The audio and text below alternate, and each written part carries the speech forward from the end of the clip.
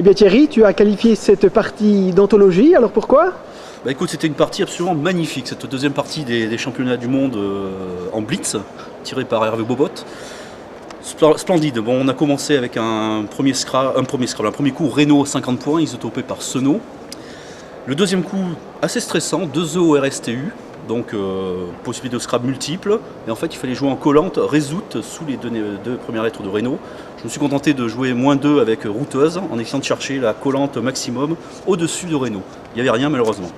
Ensuite, un tirage stressant DEI ou SUV qui se crablait sur un A, dévoué à IS ou vaudoise qui ne passait pas. Il y avait peut-être d'autres appuis, je ne les ai pas vus.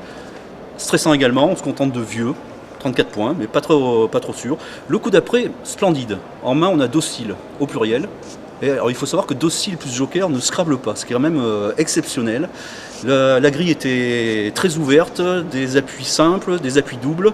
Jean-François Lachaud, qui était à côté de moi, a complètement paniqué. Et il fallait jouer un close en H1. Et je peux te dire que je pense qu'on n'a pas entendu une mouche voler dans la salle sur ce coup. C'était un coup splendide.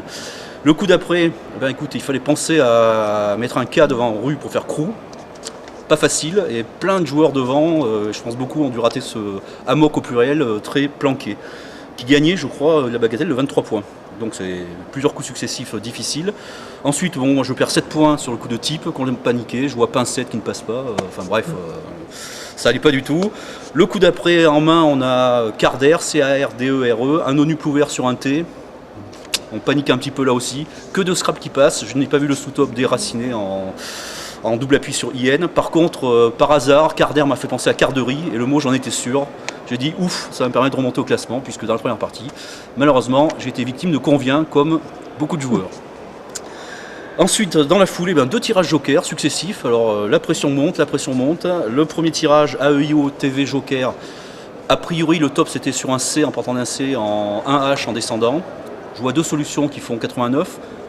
D'abord coactive, puis après j'assure avec conative. Et je me tourne vers Florian parce que je me dis sur ce tirage là avec des doubles appuis partout, il a dû voir une super solution. Effectivement, il avait un sourire radieux et il a joué, il doit être à mon avis à peine une dizaine à l'avoir vu, ce magnifique olivetin IN final, superbe. Bon, la partie, ensuite le deuxième coup joker AIJMNU joker était un peu moins stressant, pas de jaunime, mais par contre un très joli jasmin planqué en collante.